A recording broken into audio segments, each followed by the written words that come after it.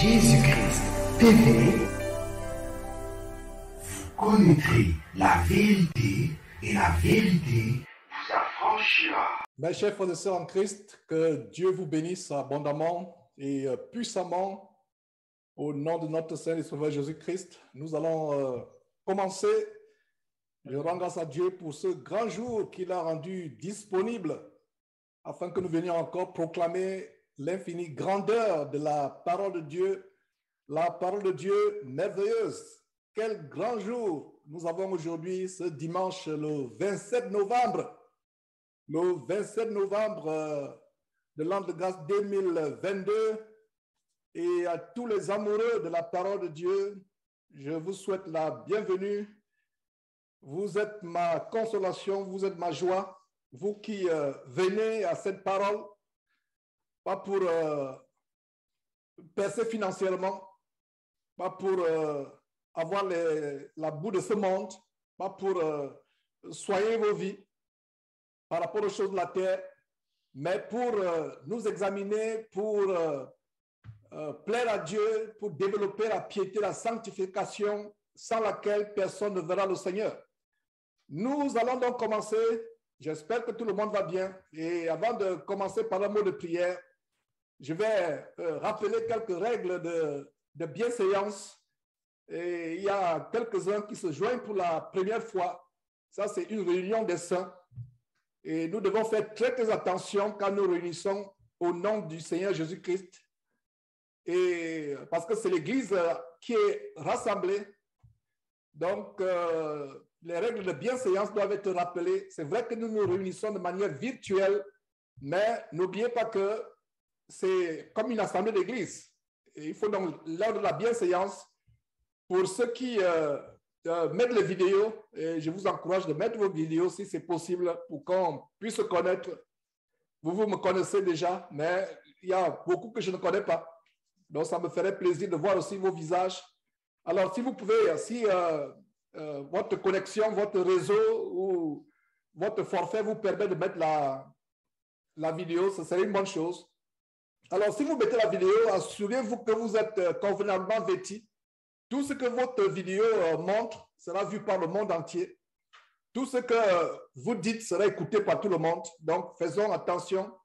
Fermons nos micros quand si nous ne parlons pas. Et fermons nos micros et assurons-nous que nous sommes convenablement vêtis. Et pour les sœurs en Christ qui se joignent pour la première fois, nous devons toujours rappeler le fait que la femme doit se voiler la tête quand elle prie. Parce que quand nous partageons la parole de Dieu, c'est un moyen pour nous de recevoir la parole de Dieu. Et en le faisant, il peut arriver que dans le cœur, on dise Amen, Amen qui signifie ainsi soit-il. On puisse rendre grâce à Dieu pour cette parole. Donc, je conseille aux sœurs d'être constamment voilées pendant ces enseignements sur la base de 1 Corinthiens chapitre 11 au verset 5.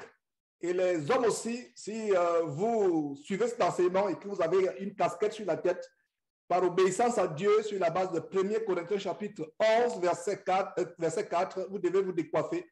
S'il arrive que vous êtes peut-être militaire ou policier par de profession, ou infirmier ou médecin, et que vous vous retrouvez en train de travailler en suivant cette émission, par exemple, assurez-vous que vous n'avez rien sur la tête, si c'est possible, bien entendu. Voilà. Mais assurez-vous que vous n'avez rien sur la tête. Voilà. Donc, qu'est-ce que je peux dire encore? J'aimerais que vous tourniez vos Bibles dans Hébreux. Nous allons commencer par Hébreux chapitre 10 au verset 30. Et Hébreux chapitre 10 au verset 30.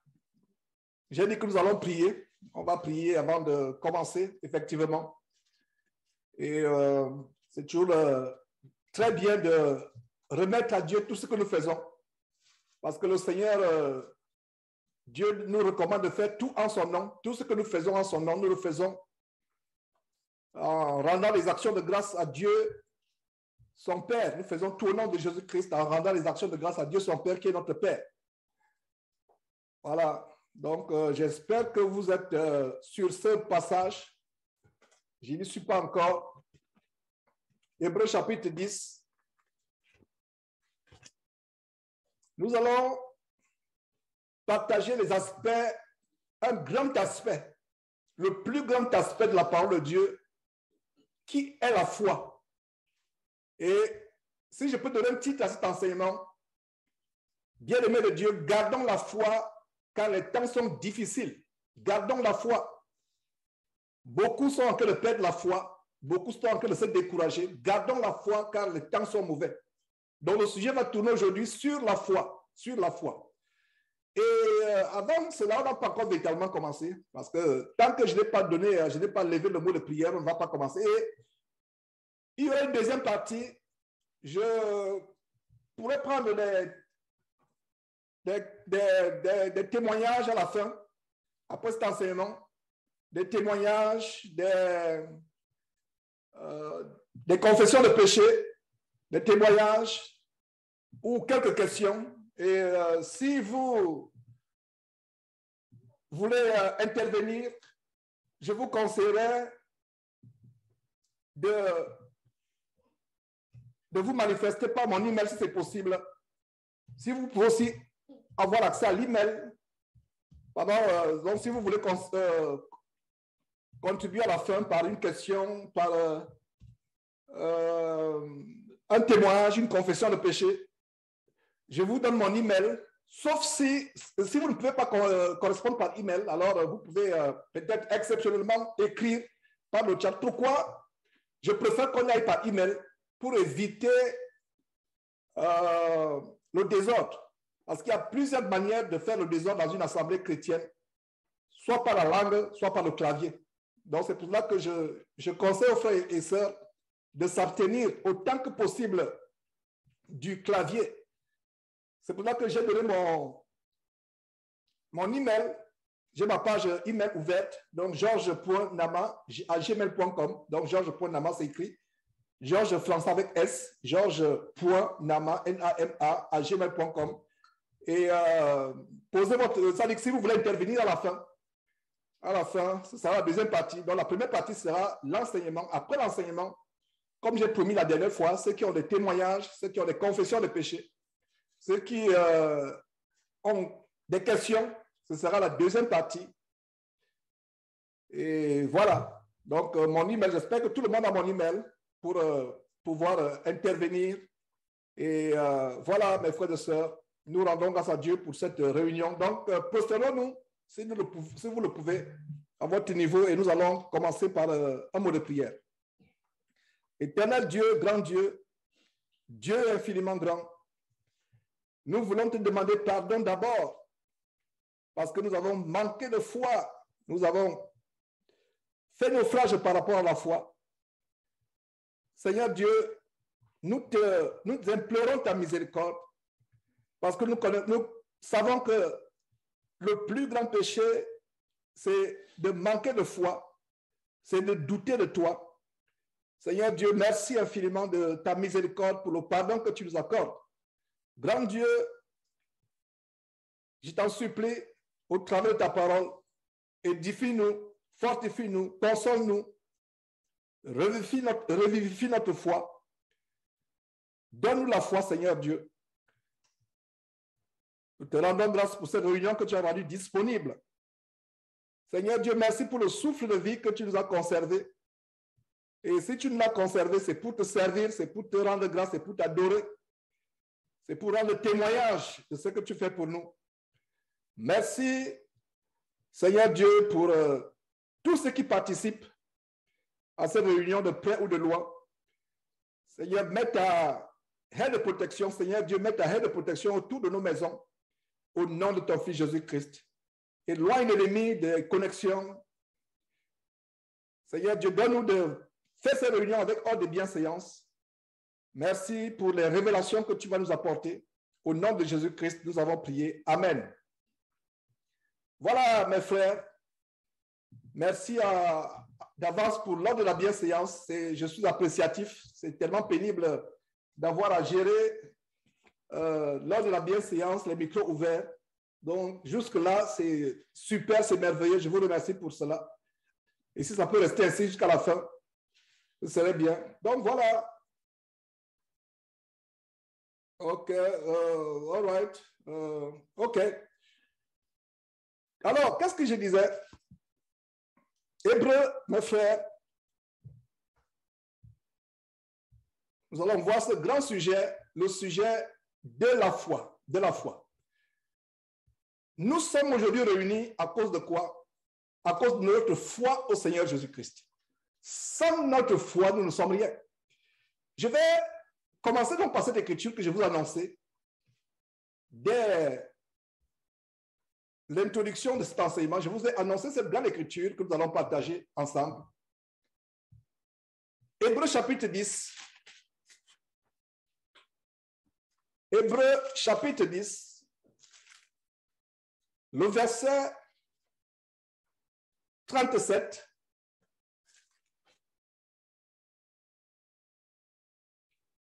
Verset 37, le verset 37 dit quoi? Hébreux chapitre 10. Encore un peu de temps, celui qui doit venir viendra et il ne tardera pas. Cette écriture a été écrite il y a environ 2000 ans par vraisemblablement notre frère, l'apôtre Paul. Et les gens peuvent me dire, mais Georges, l'apôtre Paul disait ici que celui qui doit venir viendra, il ne tardera pas. N'oubliez pas que pour Dieu, 1000 ans, c'est comme un jour ou une seconde. Une seconde ou un jour, c'est comme 1000 ans devant Dieu. 1000 ans, ce n'est rien par rapport à l'éternité. Le temps de Dieu n'est pas le temps de l'homme. 1000 ans pour Dieu, 2000 ans pour Dieu. Donc, 1000 ans étant comme un jour pour Dieu, ça veut dire que quand l'apôtre Paul parlait, c'était comme si c'était 2 jours qui sont passés. Mais, par rapport au temps de l'homme, je peux vous garantir une chose, c'est que le Seigneur Jésus-Christ est à la porte. Je vous assure, le Seigneur Jésus est à la porte. Il n'y a aucun doute par rapport à cela. Et ce que le Seigneur Jésus, l'Esprit de Dieu révéla à l'apôtre Paul, c'est d'actualité aujourd'hui. Comme je vous ai dit, il y a 2000 ans, l'apôtre Paul parlait. 2000 ans, c'est comme 2 jours pour Dieu. Mais au moment où je vous parle actuellement, à cet instant, à ce dimanche 27 novembre 2022, c'est comme s'il restait quelques poussières de secondes, quelques fractions de secondes pour que le Seigneur Jésus revienne. Alors, qu'est-ce que nous voyons? Encore un peu de temps, celui qui doit venir viendra et il ne tardera pas. Verset 38, et mon juste vivra par la foi. S'il se retire, mon âme ne prend pas plaisir à lui. Donc, s'il se retire, qui se retire? Si le juste se retire. Se retirer, c'est sortir de la foi. Alors, si on se retire, on perd la foi. L'âme, mon âme, l'âme de Dieu, ne prend pas plaisir à qui que ce soit, se retire, sort de la foi chrétienne. Nous sommes ici réunis, ce n'est pas à cause du fait que nous formons une dénomination. Vous savez pourquoi nous sommes réunis aujourd'hui? C'est parce que nous avons une foi commune. C'est cette foi commune en Christ Jésus qui fait de nous l'Église de Dieu.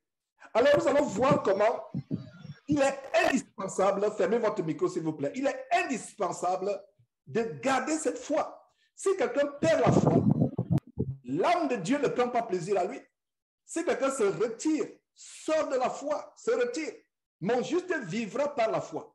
Et notez que ce verset apparaît plusieurs fois dans la Bible, depuis l'Ancien Testament. Dans Habakkuk, nous voyons aussi ce verset, le juste vivra par la foi. Voilà, Habakkuk, chapitre 2, verset 4. Le juste vivra par sa foi. Le juste vivra par sa foi. Nous voyons aussi dans Romains chapitre 1, verset 17, que le juste vivra par la foi. C'est la même chose dans Galates chapitre 3, verset 11. Le juste vivra par la foi. Le juste vivra par la foi. Le souffle de vie spirituellement du chrétien, c'est la foi. Imaginez-vous que ce souffle qui sort de nos narines, qui nous permet de respirer, si ce souffle est coupé, nous sommes morts. Et ce qui nous fait vivre, regardez très bien ce verset, c'est le verset que nous avons lu, mais par la grâce de Dieu, nous avons approfondi ce verset afin que ce verset ait une nouvelle signification. La nouvelle signification de ce verset, selon que je parle inspiré par Dieu, c'est que si nous n'avons pas la foi, nous sommes morts. Regardez ce verset. Nous sommes toujours en Hébreu et nous allons partager ensemble le grand livre de la foi, Hébreu chapitre 11, le chapitre de la foi, juste après. Mais nous sommes en train d'établir les fondations de cet enseignement. Le juste vivra par la foi. La vie du chrétien, c'est la foi. Mon juste vivra par la foi. Ça veut dire que s'il n'y a pas la foi, ça veut dire que mon juste est comment? Il est mort. Est-ce que vous comprenez? Est-ce que vous commencez à comprendre? Est-ce que vous commencez à comprendre? Mon juste vivra par la foi. Ça veut dire que la vie du chrétien, c'est la foi. La foi se manifeste par la croyance en Dieu. Même face aux situations les plus difficiles, même face à la mort.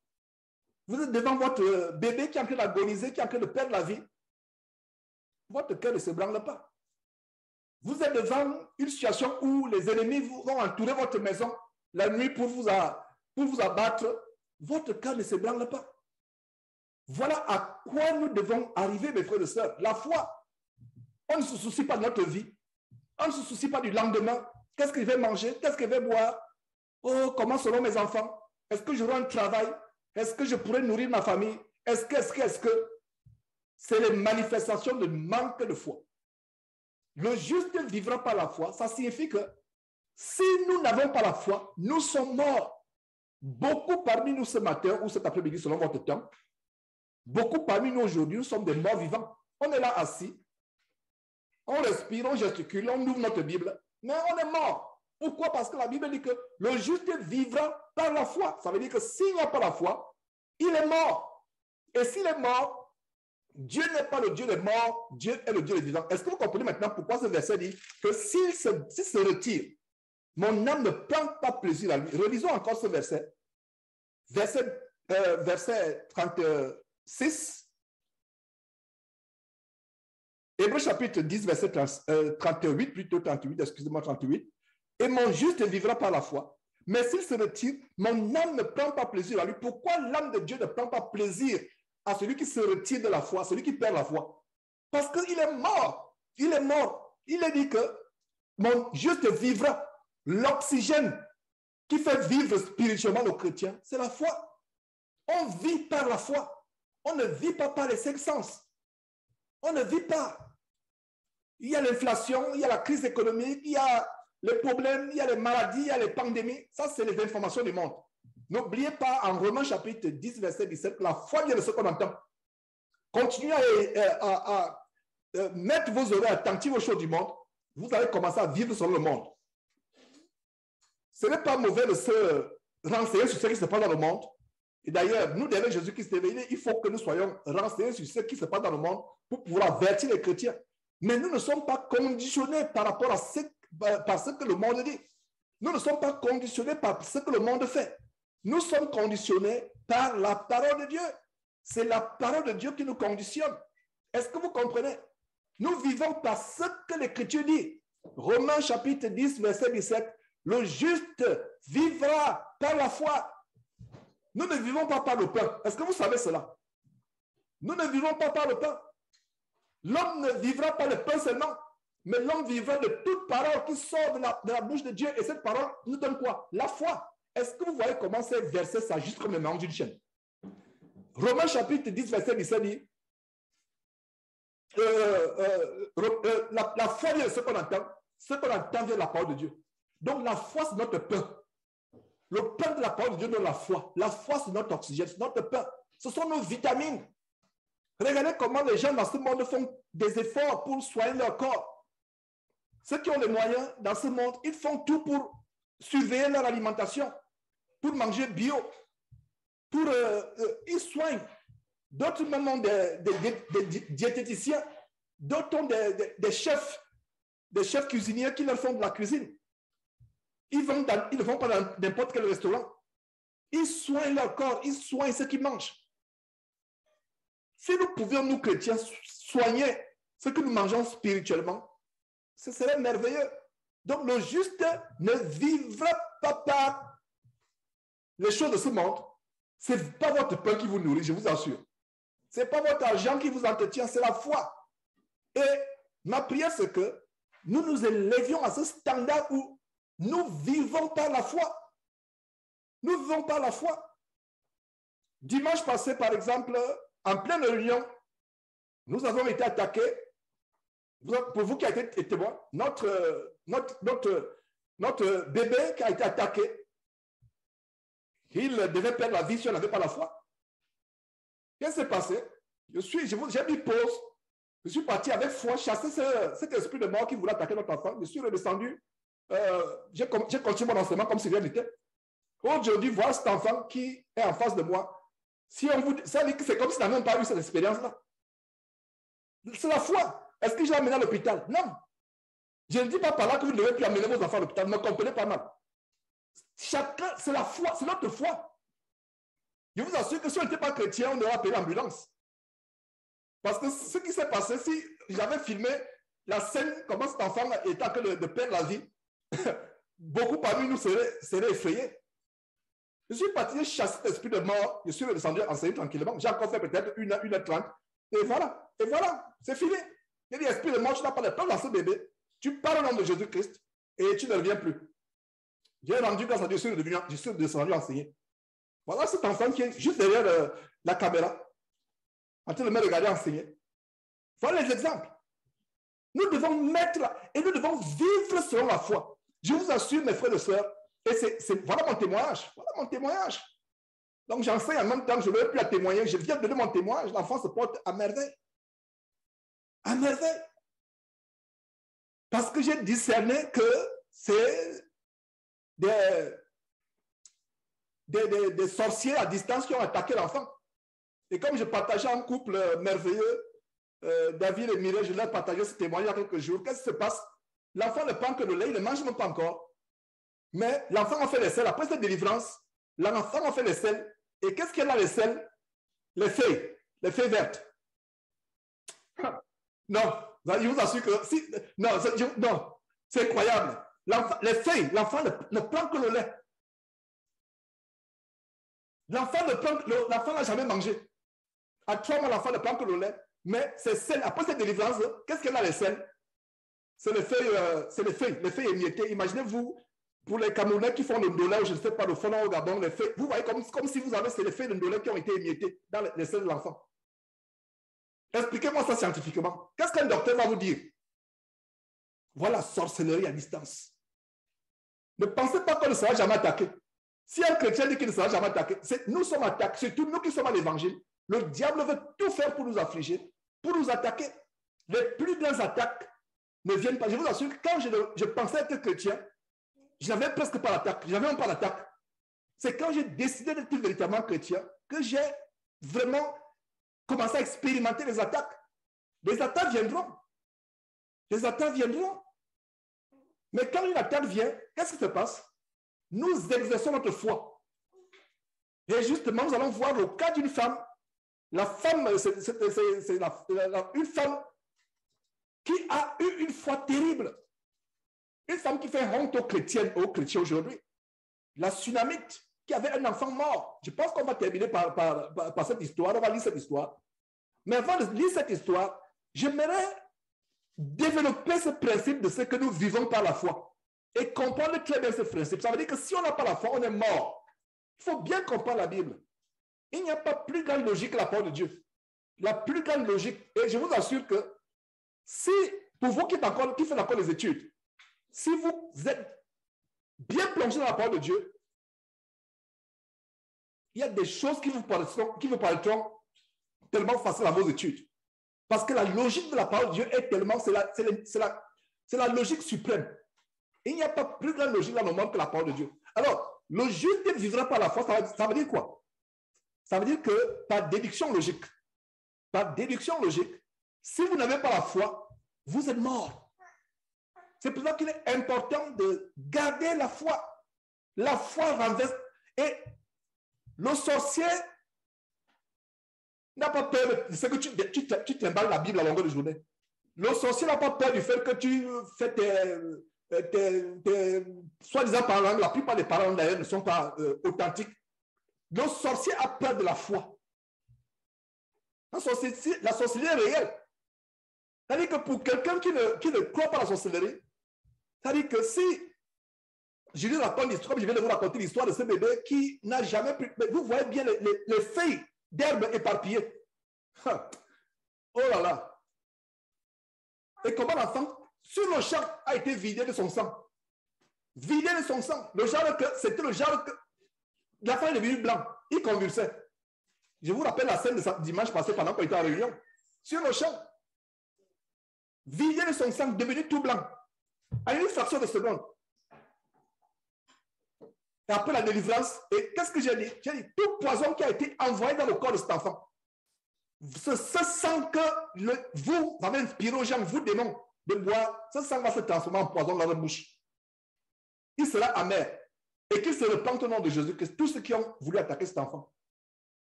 Et tout poison qui a été envoyé dans ce corps est anéanti au nom de Jésus-Christ. Voilà les détails de la prière que je faisais. Et quand l'enfant s'est rétabli miraculeusement, il a fait une selle abondante. Et justement, qu'est-ce qui se passe? Sur le poison, les feuilles éparpillées, les feuilles d'herbe. Un enfant qui n'a jamais mangé, qui ne prend que le sang. Bien vert. Comment vous allez m'expliquer ça? C'est-à-dire que le combat que nous avons est réel. Les démons sont réels. Les sorciers sont réels. Mais notre foi est au-dessus de tout. Notre foi protège nos familles. C'est pour ça que si vous avez perdu la foi, soyez encouragés par ce témoignage. Soyez encouragés par ces paroles. Il faut des fois mettre un témoignage pour confirmer l'enseignement que nous donnons. Nous vivons par la foi. Et ça, ce n'est qu'un détail. Si je vous raconte ce que nous avons vécu en tant que famille, attaque sur attaque, attaque sur attaque, et toutes ces attaques, le Seigneur nous a toujours délivrés. Et quand vous êtes au front, comme je le suis, pour dénoncer les abominations, comme la dernière dénonciation que j'ai faite ce matin, avant de commencer la réunion, comment la puissance, la sirène des eaux est en œuvre, fait des ravages dans les soi-disant églises. La dernière en date, cet abominable évêque politicien qui intronise sa femme évêquette, parce qu'il n'y a pas d'évêque femme dans la Bible, donc je ne peux que dire évêquette. Voilà le mot que je peux dire, parce qu'une femme évêque, ça n'existe pas dans la Bible. Avec des soutanes de sorciers. Vous voyez les cannes magnétisées, les cannes magiques. J'ai posté ça pour vous qui êtes connectés qui recevez des informations sur WhatsApp ou sur Facebook. C'est terrible. Vous les voyez avec les sorciers, comme des sorciers de touches. Même dans les films de Harry Potter, il n'y a pas. C'est vraiment terrible. Voilà comment nous sommes arrivés. Et quand nous dénonçons ces choses, nous sommes en guerre contre le royaume de Satan. Vous pensez que le royaume de Satan va nous laisser tranquille? Il ne va pas nous laisser tranquille. Mais la bonne nouvelle, c'est que ils nous feront la guerre, ils ne vaincront pas. Ils nous feront la guerre, ils ne vaincront pas. Ce qui est arrivé dimanche passé, je vous assure que n'étant pas chrétien, c'est l'ambulance. Appelez l'ambulance que l'enfant est en train de partir. Venez chercher l'enfant en train de partir, l'enfant en train de mourir. Mais par la foi et l'autorité en Jésus-Christ, j'ai chassé ces démons parce que j'ai discerné. Je ne dis pas que maintenant, toutes les maladies, il faut se mettre dans les... Non, il faut avoir le discernement. Tu discernes, non, l'enfant, il y a quelque chose qui ne va pas ici. Je suis redescendu enseigner tranquillement comme si je l'étais. C'est ça la foi. Tranquillement comme si je l'étais. Avec quelqu'un qui était présent dimanche parce qu'il n'avait pas la foi, qui était présent ici avec nous à Houston, qui n'avait pas la foi, devait dire, mais qu'est-ce que j'ai en train de faire? L'enfant est mourant, il continue à enseigner comme si de rien n'était. C'est la foi. Vous pensez que c'est nous qui protégeons nos enfants? Je vous parle à vous parents. Ce n'est pas nous parents qui protégeons nos enfants. Dieu nous a prêté les enfants, pour qu'on les garde, pour qu'on les conduise sur la voie du Seigneur, la voie de la vérité. Le but pour lequel Dieu donne les enfants, c'est pour que nous les guidions sur la voie de la sanctification, la voie de la piété. Et ces enfants que Dieu nous donne ne nous appartiennent pas. Ils appartiennent à Dieu. Malheureusement, le gouvernement a remplacé Dieu. Les gouvernements font tout pour nous arracher nos enfants, pour s'accaparer nos enfants. Et j'ai eu le témoignage merveilleux, le témoignage de foi d'Emmanuel et Nadia d'Allemagne. Je ne sais pas si ils sont connectés actuellement. Et c'est un témoignage qui m'a tellement encouragé. Comment le gouvernement allemand a décidé de leur faire la guerre, d'arracher tous les enfants et même l'enfant qu'elle porte dans le ventre qui va naître en janvier.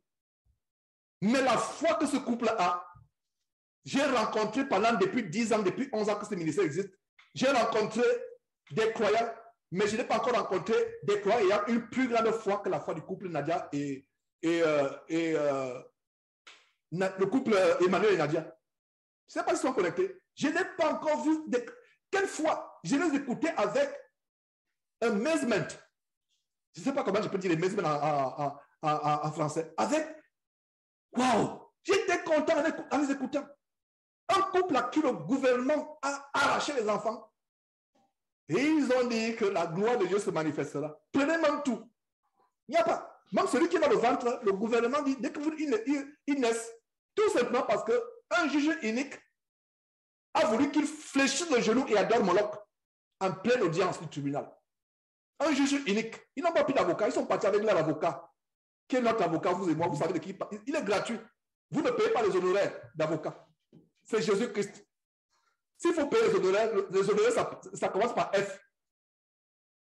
Ça continue par O et ça termine par I. C'est la foi. C'est tout ce que vous payez.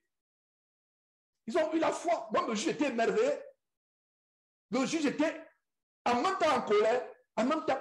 Ça, c'est qui ça? 5 enfants qui sont arrachés, y compris en incluant celui qui va naître en janvier. Je ne sais pas s'ils sont là. C'est un grand témoignage. Donc, parents, s'il vous plaît, j'ouvre une parenthèse par rapport aux parents. Oui, Georges, nous sommes là. Voilà, Dieu soit loué. Dieu soit loué. Vous êtes là, merci. Si le temps nous permet, j'aimerais que vous partagiez votre témoignage. Si vous voulez le partager maintenant ou après, ça dépend de vous. Je ne vous mets pas la pression. Je vous assure que ce qui se passe aujourd'hui, parents, quelles que soient les tribulations et les attaques que vous pouvez avoir, sachez que les enfants que nous avons, ce n'est pas, c'est Dieu qui nous a donné. Nous ne pouvons pas aimer nos enfants plus que Dieu.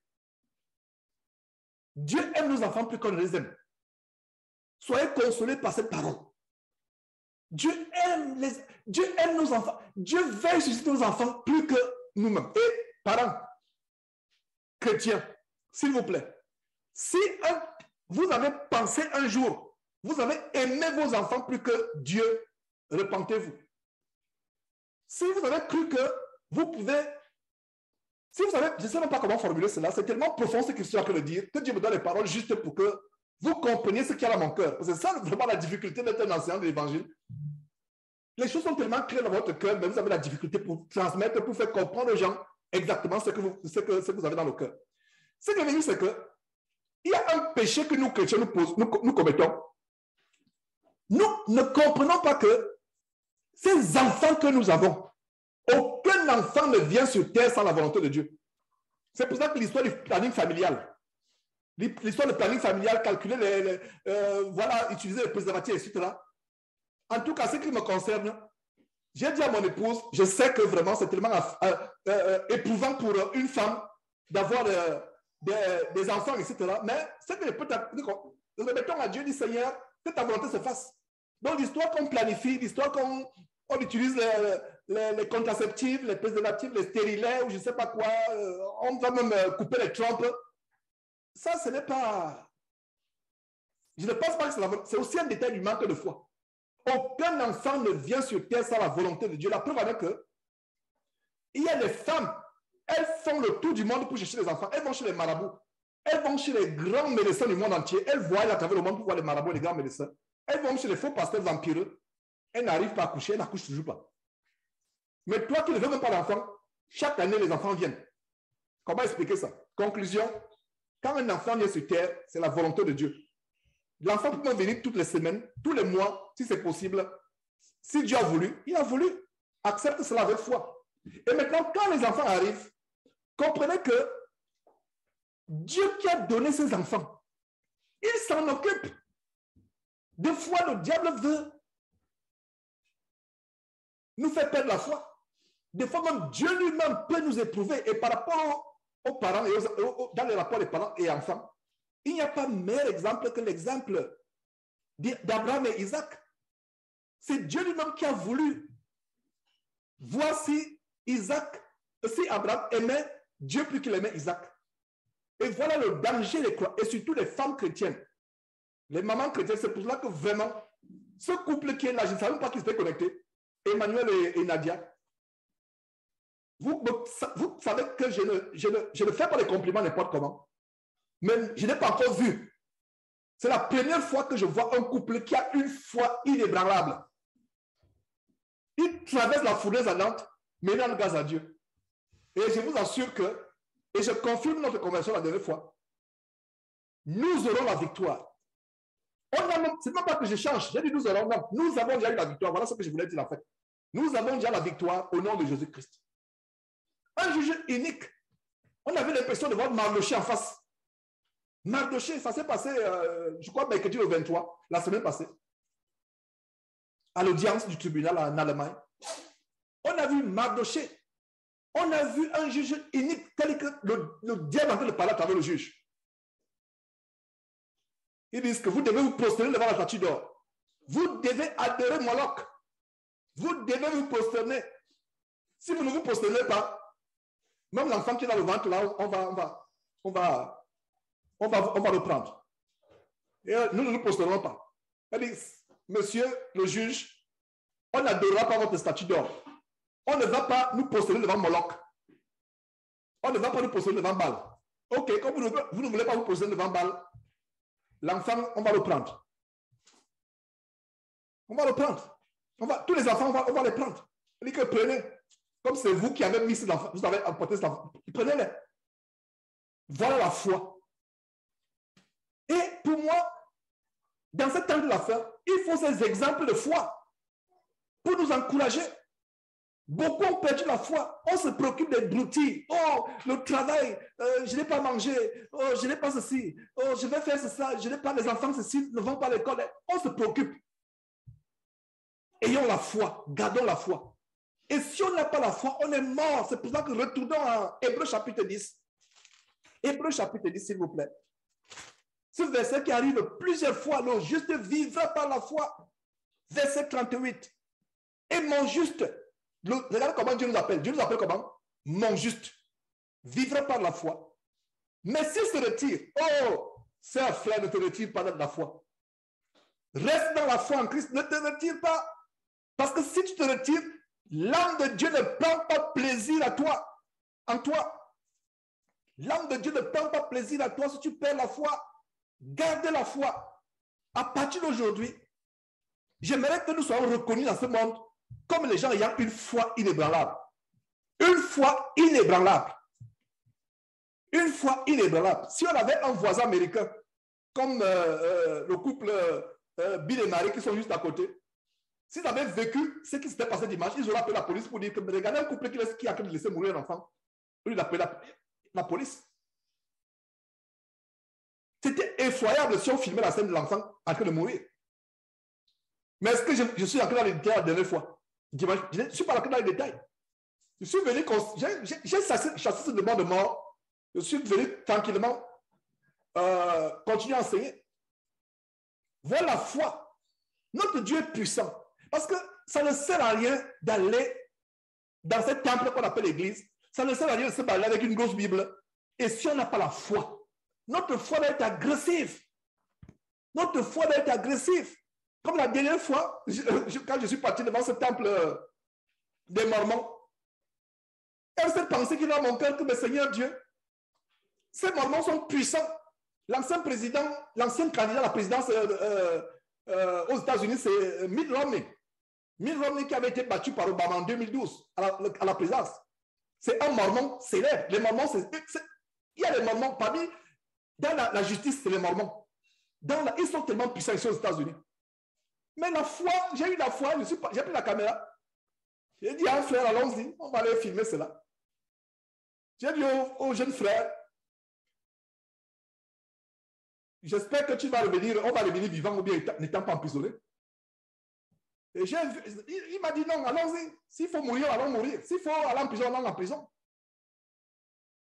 Il est parti, on est parti. Il a filmé. Et voilà comment j'ai dénoncé la plus grande abomination.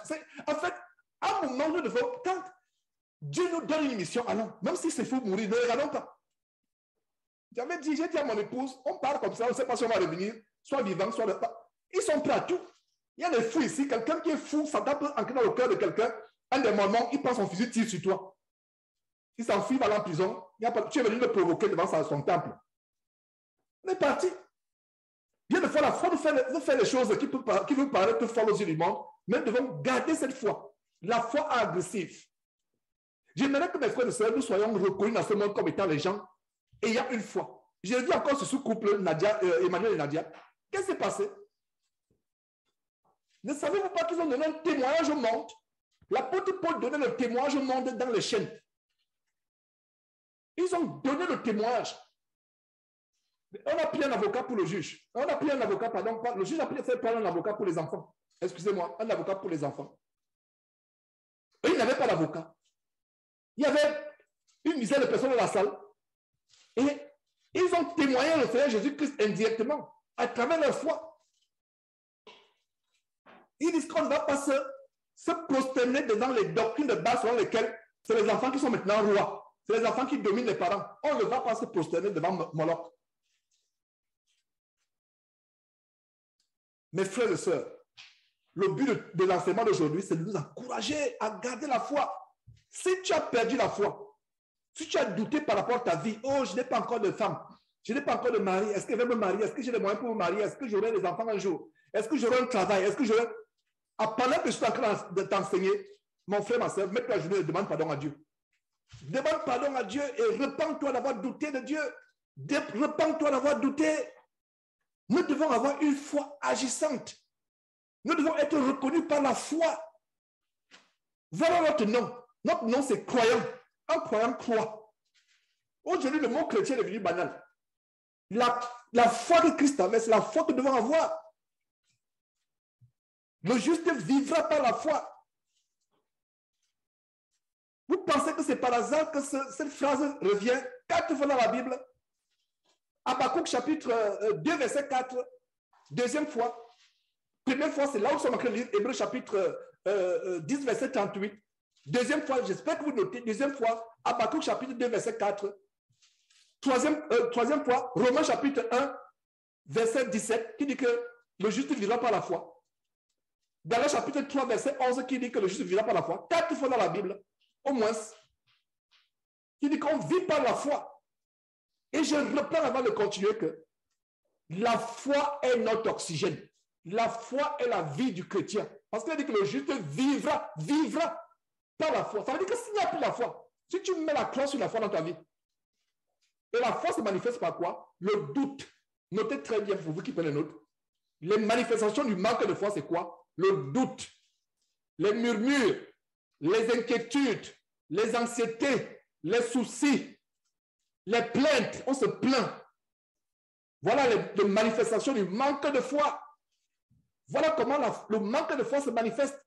Et la foi se manifeste par quoi? C'est par l'assurance, la confiance inébranlable et invasiable en Dieu. Je reprends que la foi véritable se manifeste par la confiance, l'assurance inébranlable en Dieu. Si l'enfant a que de mourir, ok, c'est Dieu qui l'a donné. Si Dieu le reprend, il sait pourquoi il le reprend. Vivons avec foi, mes frères et sœurs, vivons avec foi. J'aimerais que toute personne ce matin prenne la résolution et dise qu'à partir d'aujourd'hui, je vais vivre par la foi. Je vais marcher par la foi. Parce qu'en fait, c'est une résolution même indispensable. Parce que si tu n'as pas la foi, tu es mort. Mon juste vivra par la foi. Ça veut dire que tu n'as pas la foi, tu es mort. Et regardez ce qu'Hébreu dit. S'il se retire, mon âme ne prend pas plaisir à lui. Vous savez pourquoi Dieu dit que l'âme de celui qui se retire de la foi ne prend, vous savez que l'âme de Dieu ne prend pas plaisir à celui qui se retire de la foi. allons à Hébreux chapitre 11. Hébreux chapitre 11, à partir du verset, on va lire tout le chapitre. Hébreux chapitre 11, verset 6. Car sans la foi, il est impossible d'être agréable à Dieu. Vous voyez pourquoi Hébreux chapitre 10, verset 38 dit que si il se retire la foi, mon âme se retire aussi, mon âme ne peut pas plaisir à lui. Pourquoi? Parce que dans Hébreux, regardez comment ces versets vont ensemble. Hébreux chapitre 11, verset 6 dit, sans la foi, il est impossible de lui être agréable. Il est impossible. Lis la Bible du matin au soir. Jeûne, prie. Mais si tu doutes, tu manques de foi, tu murmures, tu es désagréable à Dieu. Les gens pensent que le plus grand péché, c'est seulement un homme qui couche avec un homme. C'est un grand péché. Les gens pensent que le plus grand péché, c'est une femme qui couche avec une femme. Ils pensent que le plus grand péché, c'est de faire la nécromancie, la sorcellerie, aller voir les marabouts. C'est le plus grand péché. Mais mon frère, j'annonce une mauvaise nouvelle pour toi. La mauvaise nouvelle, c'est que un chrétien qui n'a pas de foi est pire qu'un homosexuel. Pire. Est-ce que vous voyez le manque de foi? Cet homosexuel peut se repentir un jour et devenir chrétien. Cette lesbienne peut se repentir un jour. La preuve en est qu'il y a des frères qui ont été homosexuels. Je ne sais pas si un est parmi nous aujourd'hui, mais il y a un qui m'appelle de temps en temps depuis le Cameroun, je ne donne pas son nom, qui m'a appelé pour me confesser sur l'homosexualité. Et j'aimerais que lui-même confesse. Cela s'il est connecté aujourd'hui. Alors, qu'il lui témoigne cette délivrance et confesse cette abomination qu'il a faite. Le plus grand péché, c'est manquer de foi. Parce que quand vous n'avez pas la foi, vous êtes mort. Le plus grand péché, c'est manquer de foi. La dernière fois, j'ai interpellé sur la démo sexuelle dimanche passé. C'est le grand péché. La démo sexuelle, c'est un très, très grand péché aux yeux de Dieu. Parce que c'est un péché contre votre propre corps. C'est comme si vous prenez le couteau pour poignarder votre propre corps. Mais n'oubliez pas que le manque de foi, c'est fatal. Comme on vient de voir, c'est la mort. Est-ce que vous voyez? Le manque de foi, c'est au-dessus de tout. Parce que si vous n'avez pas la foi, et surtout nous qui sommes chrétiens, c'est pour ça que le Seigneur Jésus avait dit à cet homme qui disait, le Seigneur Jésus appelait un jour un homme, il a dit, viens sur moi. L'homme a dit, ah Seigneur, laisse-moi d'abord aller enterrer mon père. Jésus a répondu en disant, laisse les morts enterrer les morts. Pendant les années, je ne comprenais pas ce verset. Mais un jour, j'ai compris que ceux qui n'ont pas la foi en Christ sont morts. Donc, beaucoup parmi nous chrétiens, là aujourd'hui, cet enseignement de Jésus s'adresse aux chrétiens, ça s'adresse à nous. C'est un enseignement pour la maison de Dieu, pour la famille en Christ. Donc, ça ne s'adresse pas aux gens du dehors. Donc, ça veut dire que parmi nous aujourd'hui, il y a certains qui sont venus à cette réunion étant les morts vivants. Étant les morts vivants, pourquoi? Parce qu'ils ont perdu la foi. Et on va me dire, mais Georges, comment savoir que j'ai perdu la foi? Je vous ai donné la réponse tout à l'heure.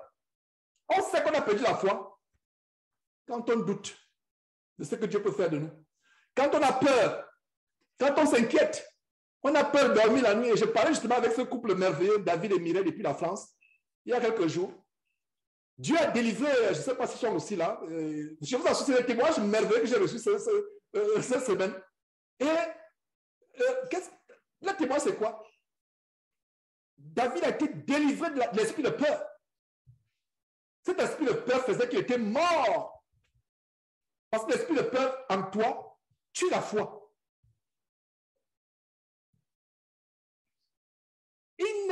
L'accent n'est pas suffisamment mis sur la foi dans les milieux chrétiens. La foi, c'est le béaba, comme quelqu'un un enfant, pour pouvoir être scolarisé, on commence par la maternelle. La foi, cet enseignement d'aujourd'hui, c'est la maternelle dans le monde chrétien. C'est la maternelle, tu commences par là. Et s'il n'y a pas ça, tu ne peux pas évoluer. Tu ne pourras pas aller au CP1, au C1, C2, CM1, CM2, 6e, 5e, il n'y a plus rien. La foi, c'est le début, c'est le béaba. C'est les rudiments. Gardez la foi. Et sans la foi, Hébreux chapitre 6, chapitre 11, pas 6, mais chapitre 11, verset 6. Sans la foi, il est impossible de lui être agréable. Est-ce que vous savez que quand vous manquez de foi, vous insultez Dieu? Comment insultez-vous Dieu quand vous manquez de foi? Indirectement, vous allez dire Dieu est incapable de guérir. Dieu est incapable de me donner une femme. Dieu est incapable de me donner un mari. Dieu est incapable. Déjà qu'avoir une femme et un mari, ce n'est pas important. Ce n'est pas important. Ce qui est important, c'est d'aller dans le royaume de Dieu. Mais je prends les exemples. Hein? Les gens ont le manque de foi. C'est-à-dire que c'est douter de Dieu. C'est dire que Dieu ne peut pas faire ceci, Dieu ne peut pas faire cela. C'est douter de la puissance de Dieu. Il n'y a pas plus belle image. Je vous ai toujours donné cette image. Imaginez-vous que une femme se querelle avec son mari, comme ça se passait quand j'ai grandi dans un quartier tellement populaire à Yaoundé au Cameroun. Il y avait presque les bagarres tous les jours. Un quartier de bagarres, que ce soit les bagarres, peu importe les bagarres, il y avait constamment des bagarres. Tel couple se bagarre aujourd'hui et demain on s'attend quel sera encore le deuxième couple qui va se bagarrer. À supposer que dans un couple se bagarre, la femme insulte son mari publiquement. Regarde-moi, c'est impuissant. Je vous assure qu'elle a commis un sacrilège terrible, un blasphème terrible. Cette femme a déshonoré le mari. Si le mari ne fait pas du mal à cette femme, c'est que c'est un homme de bien. Parce que la femme a insulté le mari en disant que impuissant. Ça, c'est un homme qui a insulté, on l'appelle impuissant. Mais à supposer que le Dieu créateur sur la terre, le merveilleux Dieu, on insulte en disant que tu es impuissant, tu ne peux pas me guérir. Tu es incapable. Tu ne peux pas me donner ce que j'attends. Tu ne peux pas me donner la vie. L'oxygène du chrétien, c'est la foi. Dès que vous perdez la foi, vous avez été déconnecté. Imaginez-vous dans les hôpitaux, quand un malade arrive en phase terminale, on déconnecte l'oxygène. On déconnecte l'oxygène parce qu'il est arrivé en phase terminale, il ne peut plus vivre. Chrétienne, quand tu n'as pas la foi, tu es arrivé en phase terminale, spirituellement parlant, ta foi, l'oxygène, le taux d'oxygène a été déconnecté. Tu ne vis plus. Tu peux aller au boulot, tu peux vaquer tes occupations, prendre soin de ta famille, mais tu es mort. Absolument mort. L'Esprit de Dieu me dit que vous avez compris à ce niveau. Si vous voyez insister, revenir, c'est parce que les gens ne comprennent pas encore. Je peux continuer parce que je pense que c'est clair. Que quand on manque de foi, c'est pour ça que ce verset, est-ce que vous comprenez combien parmi vous avez lu ce verset pendant les années en comprenant que si on manque de foi, c'est qu'on est mort. Parce que le verset dit que mon juste vivra par la foi. Donc, nous vivons par la foi. Donc, dès que cette foi est coupée, c'est quoi? C'est la mort. Aussi simple que ça. Aussi simple que ça. C'est la mort.